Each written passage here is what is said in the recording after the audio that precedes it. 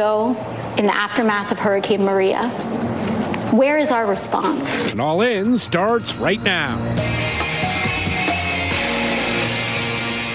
Good evening from New York. I'm Chris Hayes. You can never take anything uttered by the Trump administration at face value.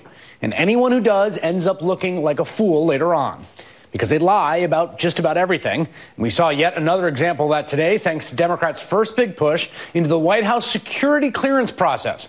House Oversight Chairman Elijah Cummings revealed today that a whistleblower told the committee it wasn't just Jared and Ivanka who had their security clearance denials overruled. There were, in fact, dozens of these cases. A memo released by the committee today says, according to the whistleblower, these individuals had a wide range of serious disqualifying issues involving foreign influence, conflicts of interest concerning personal conduct, financial problems, drug use, and criminal conduct. The highest profile people that we know have benefited from this are senior White House officials Jared Kushner and Ivanka Trump. And it's obvious this was a special favor, at least in part due to nepotism. But remember, and this is what's important here, they lied about this through their teeth. OK, this is what the president said at the end of January.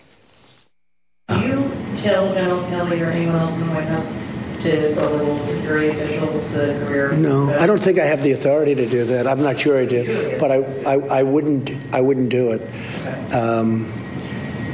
Jared's a good. I was never involved with his security. I know that he, just from reading, I know that there was issues back and forth about security for numerous people, actually, but I don't want to get involved in that stuff.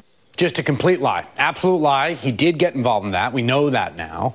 And this, perhaps even better, this is what Ivanka said in February.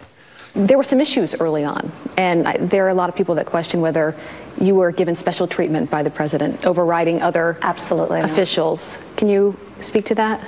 There were anonymous leaks about there being issues, but the president had no involvement pertaining to my clearance or my husband's clearance. Zero. What were the problems early on? There weren't any. That also a lie. The anonymous leaks were in fact accurate.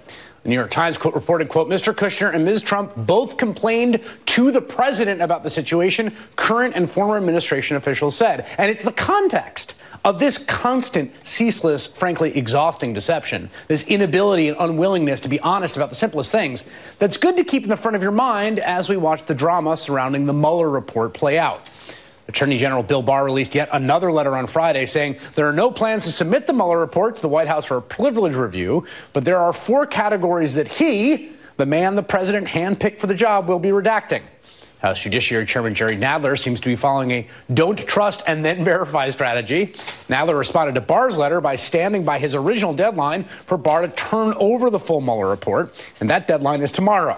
It seems likely Barr will miss that deadline, but Nadler's committee will then prepare to vote the very next day on whether to subpoena the report.